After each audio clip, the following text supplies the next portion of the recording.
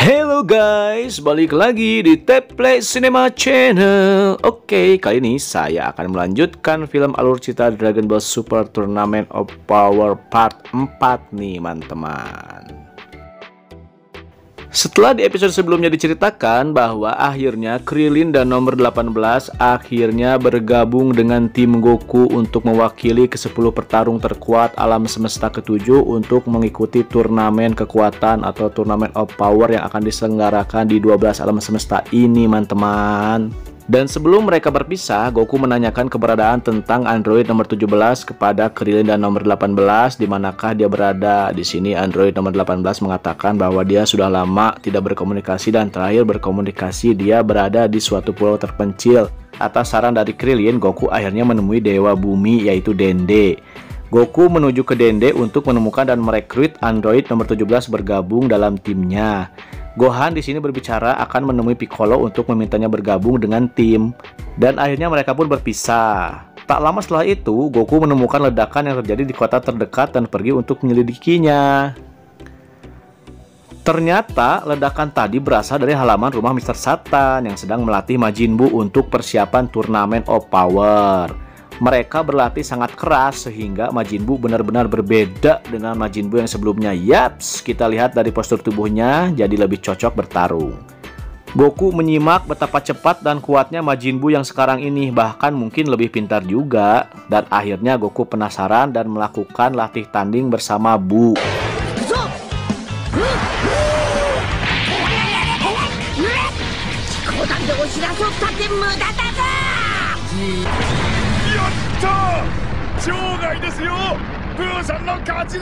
Dan akhirnya Goku berterima kasih kepada Buu untuk latih tandingnya dan kemudian terbang menuju Dende.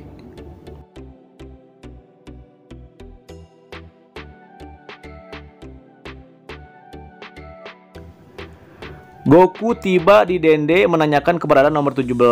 Dende paham dan sudah mengerti garis besar permasalahan yang terjadi di alam semesta ke-7 dan kemudian mengantar Goku untuk menemukan keberadaan nomor 17. Dan mereka pergi ke suatu pulau di bagian barat.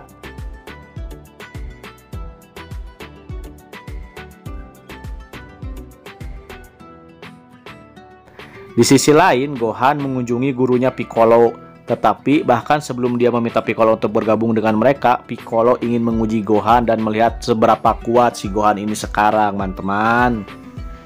Dende berkata kepada Goku bahwa android nomor 17 selama ini terus berlatih dan berkembang menjadi sangat kuat. Untungnya sifat jahatnya sudah hilang, sangat berbahaya dan menjadi ancaman bumi kalau dia kembali menjadi musuh. Dende berkata android nomor 17 juga kini memiliki keluarga dan bahkan menjadi penjaga hewan di pulau terpencil. Dende bahkan membocorkan fakta bahwa ada orang lain yang dia ingin Goku temui, dan itu adalah anak kecil yang merupakan reinkarnasi dari Kid Buu yang jahat, atau lebih kita kenal nanti sebagai Ub nih teman-teman. Akhirnya mereka tiba di pulau terpencil yang cukup luas. Goku turun dan mulai mencari sekeliling pulau untuk mencari keberadaan android nomor 17. Tak lama kemudian terdengar ledakan keras seperti tembakan tank. Ternyata ada sekelompok pemburu di dalam tank yang menyerang satwa liar. Tetapi nomor 17 menyelamatkan hewan-hewan tersebut dengan menaklukkan para pemburu tersebut. Karena belum pernah bertemu secara langsung sebelumnya, tetapi di sini Goku langsung mengetahui kalau itu android nomor 17 karena android nomor 17 dan 18 merupakan saudara kembar dan mereka akhirnya saling menyapa. Goku pun di sini ikut membantu dan akhirnya para pemburu liar itu melarikan diri.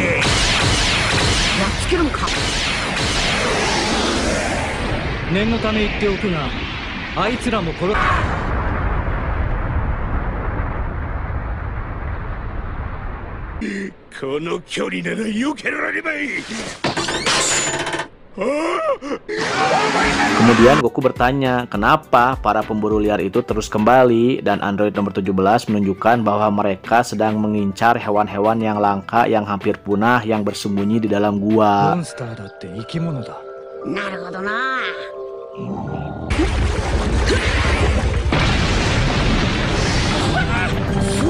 Android nomor 17 kemudian mengatakan penyebab mereka jadi ganas karena ulah para pemburu liar tersebut, sehingga semua hewan jinak di pulau ini menjadi bermusuhan dengan manusia dan tugas dia adalah untuk melindungi mereka semuanya.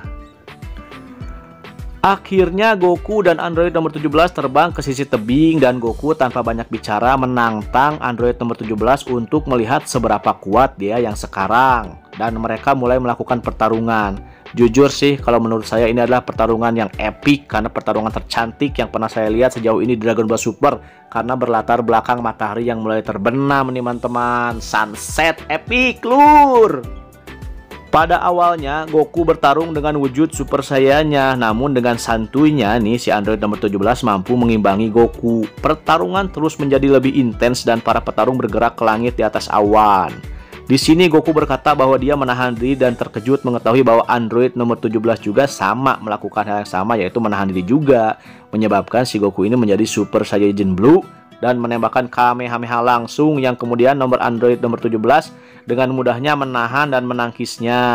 Ya, Android nomor 17 sekarang sama kuatnya dengan Golden Frieza. Top deh.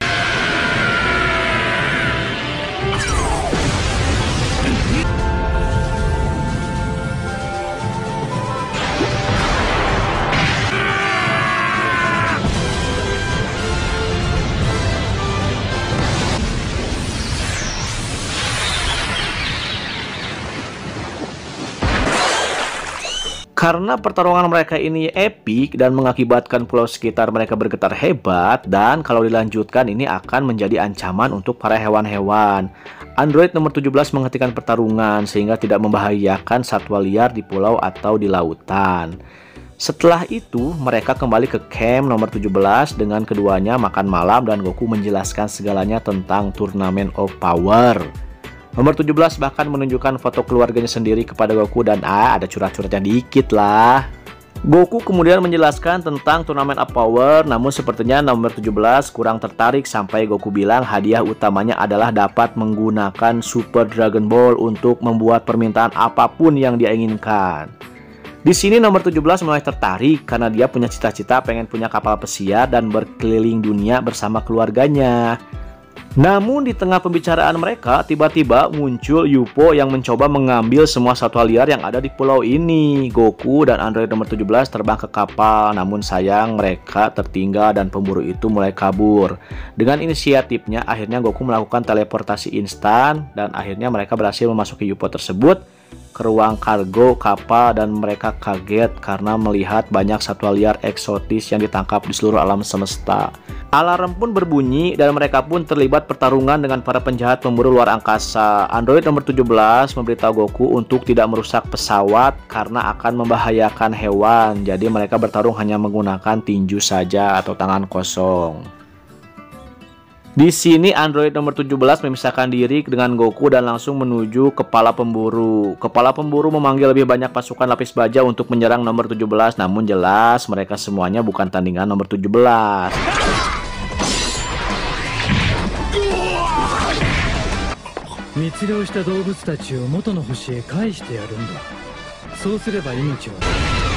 Tak lama kemudian Goku menyusul dan kepala pemburu pun mulai terdesak dan mengancam akan meledakkan pesawat, mengeluarkan pemicu bom untuk meledakkan seluruh kapal dan semua hewan yang ada di dalamnya jika mereka melakukan perlawanan sesuatu.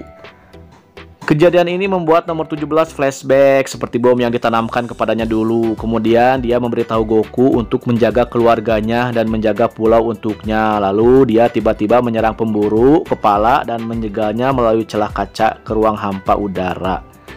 Mereka jatuh ke dalam kosmos. Saat Goku ditarik ke lubang, Goku kemudian menggunakan transmisi instan sekali lagi untuk keluar dan mengambil Android nomor 17 dan pemburu tersebut.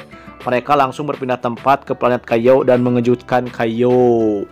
Kaio kemudian bertanya apa yang Goku lakukan di sini bersama Android nomor 17 dan para pemburu. Goku hanya mengatakan bahwa dia memiliki bom padanya dan bahwa ini adalah satu-satunya tempat yang dapat dia pikirkan. Sama seperti waktu ketika Cell meledakkan diri. Dasar Goku nih, murid durhaka nih.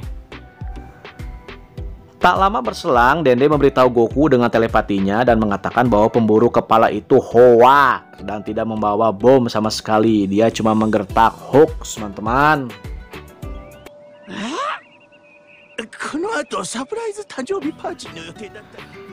Setelah itu, tak lama kemudian juga, Jeko, sang patroli galaktik, datang menangkap para penjahat yang selama ini buron, mengembalikan hewan-hewan itu kembali ke pulau di bumi, sementara Jeko membawa semua pemburu ke galaktik patroli. Ternyata Jeko sebenarnya sedang mencari penjahat ini, tapi mereka bergerak sangat cepat, sehingga dia tidak pernah sempat menemukan mereka. Jeko kemudian mengatakan bahwa dia akan mengklaim ini adalah hasil kerja kerasnya. Setelah kejadian ini, akhirnya android nomor 17 setuju untuk bergabung dengan tim Goku di alam semesta ke-7 dengan harapan bisa mendapatkan kapal pesiar untuk dirinya dan keluarganya sehingga akhirnya bisa keliling dunia bersama-sama. Dengan bergabungnya android nomor 17, semakin kuat saja nih tim Goku dari alam semesta ke-7. Oke guys, untuk alur cerita Dragon Ball Super Part 4 ini saya cukupkan sekian. Terima kasih kepada teman-teman semua yang sudah menonton channel ini serta membangun channel ini. Tetap semangat, tetap sehat, dan bahagia selalu teman-teman. Jangan lupa like, komen, dan subscribe teman-teman. Sampai berjumpa lagi. Dadah, see you, bye-bye.